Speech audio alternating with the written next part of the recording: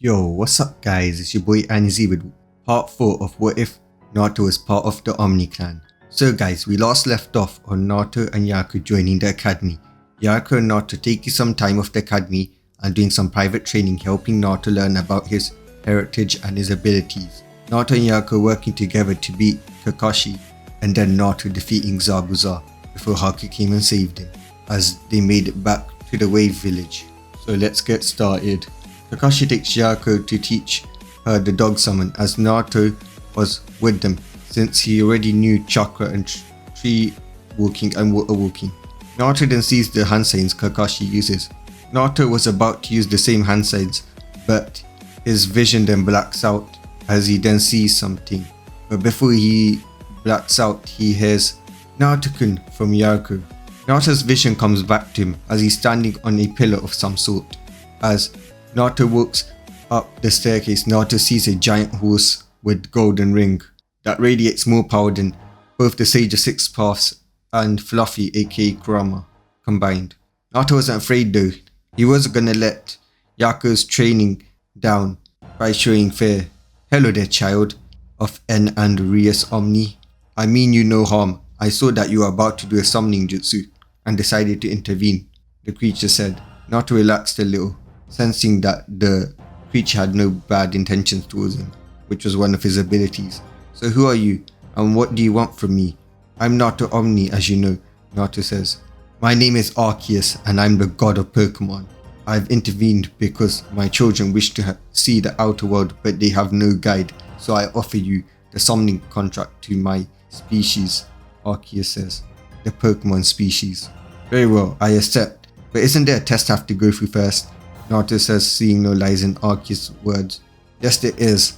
And you passed it already. I read your heart. You do not wish to use my children for evil or for your own gain, and neither do you wish to use our power to destroy people. You're not even interested in our power. You just want a companion, which we will provide, Arceus says. As Arceus then bang out a scroll. Naruto looked to see it was a fresh scroll. Just sign it and our contract is complete. Then we will choose your Pokemon that will be your partner, Arceus says. Naruto then signs the contract as Arceus brings out 3 Pokemon for Naruto to choose from, which were Charizard, Greninja and Sceptile.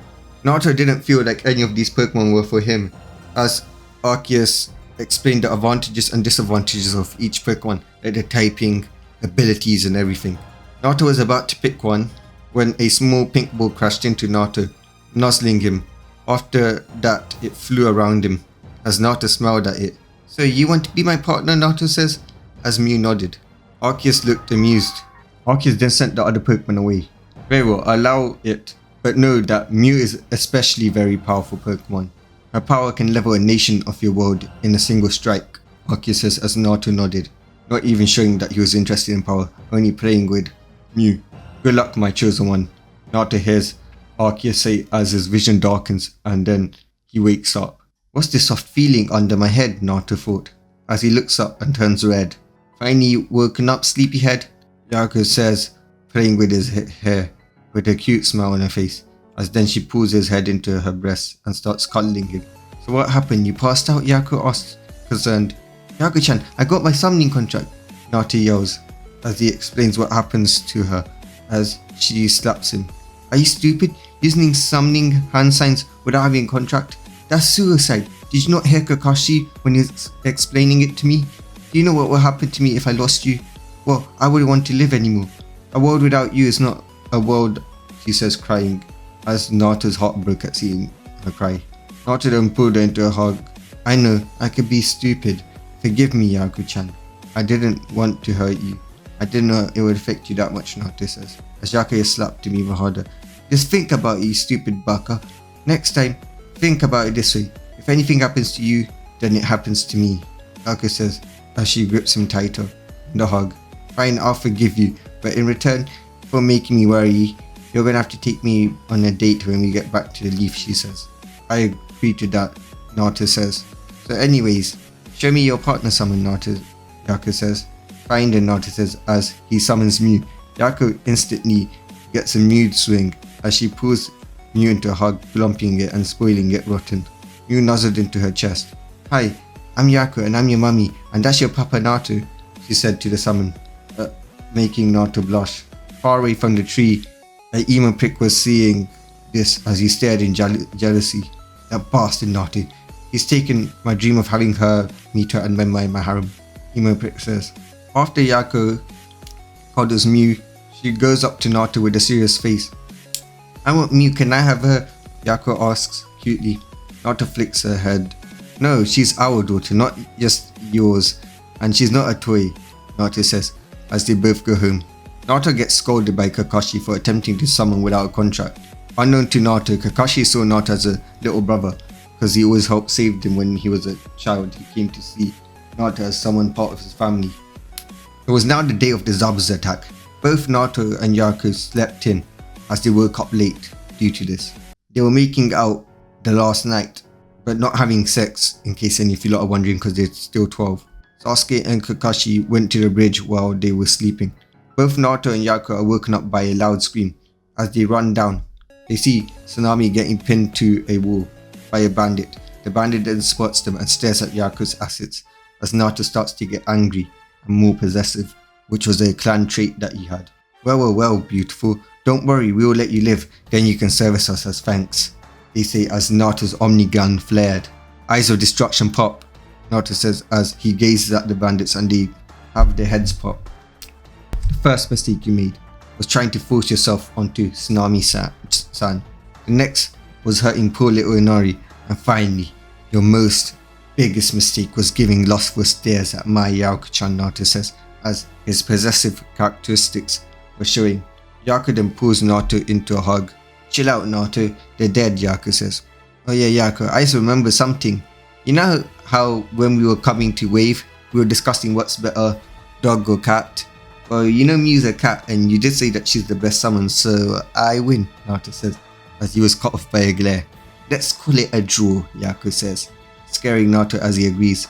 Fluffy, aka Kurama, started making whip sounds. Both Yariko and Naruto arrived at the bridge to see a castrated Sasuke who had a ice emblem through his reproductive organ. As Yariko cheers and does a dance, but she was kind of angry because she wanted to castrate Sasuke herself. But at least now she knows that the only person she'll have sex with is Naruto. Or once she eliminates that Sanin's apprentice, that is. Hey Sasuke, looks like your useless clan dead. That Damas Indra and also Ashura were fails either way. Unlike Naruto, Yariko says, as Naruto starts laughing at Yariko's brutality. That was the last thing Sasuke heard before he passed out. Don't you care that I destroyed his asset, which is basically one of your village's most prized possession? Yariko says, no, we don't even really care about that village that much. We only care about a few certain people like Furdo Kage and Kakashi-san. They both said, why? Well, that loser is always trying to get with Yariko-chan, Naruto says. That dirty Uchiha is always seeing me as a piece of meat to revive his dead ass shitty ass weak clan. And he always sees me as a piece of meat or an object of pleasure. So in order to spite him even more, I'm gonna hunt down Kakashi and make sure that he's dead so that clan stays dead forever, Yariko says, shaking from anger thinking of how Sasuke wanted to beat her. As Mew came down and nuzzled her, calming her down. So anyways, the reason why I shot the Uchiha reproductive organ was because the Uchiha tried to force himself onto me even after I told him I was a guy, Aku says, as Naruto got scared. Yariko-chan, I don't think I want to be near Sasuke. Don't worry, Naruto, I'll protect you from him. But anyways, we're gonna have to defeat you now, Naruto says. But as soon as Naruto was about to look at Haku after saying that, he sees Haku taking a Chidori aim for Zabuza, as Haku was dead. Naruto then pulls up. Zabuza, you useless shit. I was going to kill you after you killed these ninjas, but it looks like I have to do this shit myself. Oh, what do we have here? Look at this beautiful pale skinned girl. He'll make the perfect plaything for me, Gato says. As Kakashi, Kurama all prayed for Gato after he said that. As soon as Naruto heard what Gato said, both his and Kurama's killing intent leaked out as Naruto's eyes changed into the Omni gun. As everyone fell to the ground unable to face Naruto. He's using the Naito's chakra. I knew he was overprotective of Yariko, but this is too much, Kakashi says. Gato, you will pay for what you have said, the sin you have committed by talking about my Yariko in that way, Naruto says. As Gato felt fear, as he ordered the bandits to attack, which they reluctantly did. as they charged at Naruto. Naruto formed a nine-tails claw as he swiped through the ninjas who charged at him close range, ripping their heads off. Firestar, fire wave, Naruto says as a black and crimson fire wave came, killing the remaining bandits, not even leaving a little ash. But before they died, they were tortured. They saw their worst fears come and haunt them as Naruto approaches Gato, making Gato get scared. Every step Naruto took was forming craters in the ground. Stay away, I'll give you anything. You don't get it, do you? I want you dead for the sin you committed by thinking of my yariko-chan like that, Naruto says, as the possessive nature was getting the better of him. I'm sorry, forgive me, I won't look at your wonderful, beautiful girlfriend like that ever again, he says. Naruto rips off Gato's finger one by one as he screamed out in pain each time Naruto did it. Then Naruto punched Gato's kneecaps one by one, making him scream out in pain. Naruto then ripped out Gato's paw and forced him to eat it before he fed Gato his balls. Not Naruto's balls, but Gato's balls. Before Naruto ripped him apart cell by cell. Kakashi watched in terror as Naruto slaughtered and tortured Gato. Imo passed out from the pain of having Haku castrate him, so he never saw it. Naruto then glomped into Yaku's chest. Naruto-kun, it's over. You don't need to hurt him anymore. You don't need to be angry anymore, she says, as she head pat him and played with his whiskers, letting him know that it was her. Well, Yaku, you take Naruto home and I'll take the stupid Uchiha home, Kakashi says. Good, because I wasn't going to touch that piece of filth anyways. Are you sure we can't just leave him to get killed, Yaku says, to which Kakashi sighs. No, Yaku. I hate the arrogant prick as much as you do. He has no talent, he thinks he's better than everyone else, but he's still my student like you and Naruto. Kakashi says, fine, I just want you to get rid of one of those fanboys. I only like Naruto, not no Uchiha, not that Toad-san is loser apprentice. I don't even want to see their disgusting names, and especially not that disgrace of a dog, Yaku says, pouting. I can see why Naruto likes you, he's more like Sensei I thought, you're exactly like Krishna. And please do take care of Naruto and don't hurt him. He's like a little brother to me. I had to protect him when he was younger from beatings. In fact, my whole Ambu squad saw him as a little brother, as someone they needed to protect, Kakashi says, as he thought of Itachi, the Ambu known as Kat aka Yugo, Anko, and himself. I love Naruto with all my heart, Yaku says. I'll protect him no matter what, and if the leaf ever opposes us, then I'm sorry Kakashi, but that village will be turned into a crater.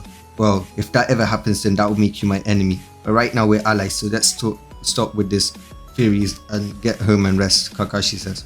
As they arrived home, Yaku and Naruto were taken to their room as Yaku cuddled him. Naruto, thanks for everything, she says, as she hugged him on the head and pulled his head into her breast and went to sleep. The team then goes to the leaf. On the way there, Sasuke was complaining that the Uchihas are dead and that they needed to find a way to revive them. Shut the fuck up already, Sasuke. Nobody cares about your dead ass clan. They died and they should stay dead. So they probably died so that they wouldn't have to be seen with you and know that how much of a failure you were. Just do us a favor and take yourself, Kiba, and that bitch ass Memma with yourself and die, and leave me and Naruto alone in peace. Yaku yells, having enough of the stupid Uchiha's rants, as Naruto hugged her, calming her down. Sasuke was jealous at this. It seems that out of the group, Naruto is the most mature one, but when he gets angry, people die. Must be because he has a lot of patience, but when his patience is crossed, well, I dread to think what will happen to the guy, especially if that guy ever hurts Yaku, Kakashi thought to himself. They arrived back at the village. Naruto and Yaku quickly used the roofs to go home, and then they snuggle in bed. After snuggling Mu so Yaku can hug him. But guys, that's all for today, peace.